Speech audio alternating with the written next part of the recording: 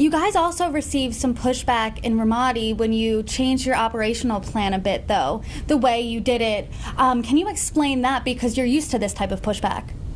Well, we worked for an amazing company commander who was really strategic in thought. He had studied counterinsurgencies going back literally to Carthaginians, and he brought these tactics and studied them and brought them to Ramadi. And one of the things that we did was think outside the box. And it was very controversial at the time. A lot of fellow Marines from different companies criticized us for the way we were doing things. We did a census.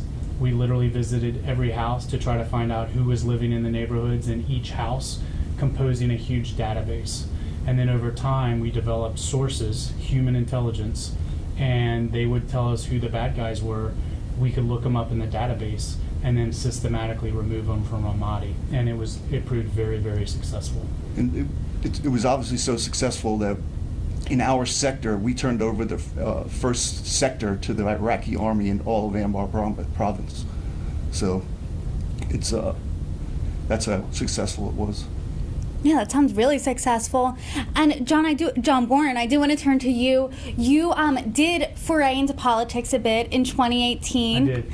Can we expect a future political career? I tell everyone I'm still recovering from that endeavor. I went into politics. I tried to run for governor. I made it to the runoff against the incumbent. Lost after President Trump came down and endorsed the incumbent who had endorsed him the night before the final election. But I'm committed to service. Right now I'm focused on promoting the book, because I think our whole country has a deficit of leadership. Nowhere is there less leadership than in the White House. No one in the White House leads like a Marine.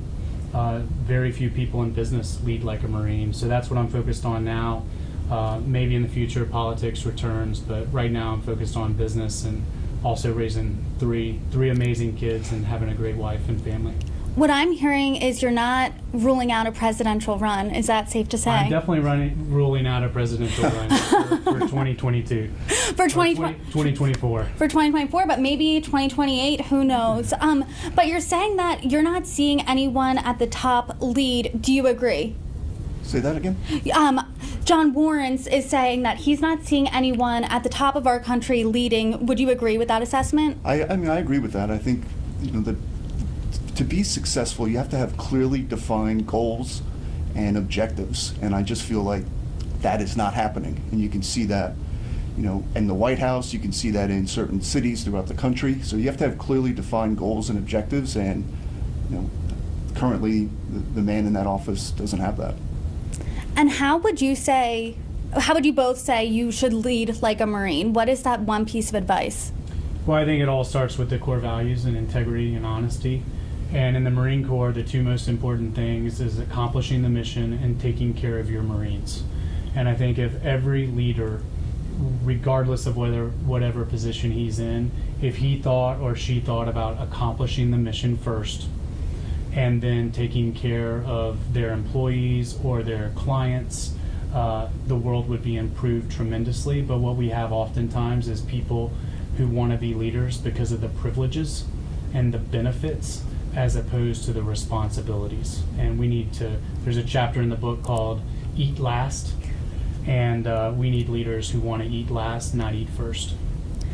One of the people that you talked about in Eat Last was Mattis, and how he went and served on Christmas Day so someone could go home. How do you eat last? How do you put yourself in that mindset? I mean, I think for me, it's, I am always the last one to do something, right? Just simple things. Eating dinner. I mean, you want to make sure that you're providing for your family, taking care of your family. Same thing with running a company. I was never really concerned about me. I was always worried about the employees, their quality of life, their pay, and then also accomplishing our mission, which was to be the #1 lender in this space in the country. And for both of you, what do you think the most important lesson was you learned as Marines? I think the most important one probably be work ethic. Just really, really hard work ethic and being dedicated to a team. And I would throw in grit. I really think the world is hard, business is hard, sports are hard, and I think the people that keep failing but keep persevering and get better and better and better, those are the ones that succeed in life. And let's say, like me, I'm not a Marine, but what's the one piece of advice you would give someone like me to live my life more like one?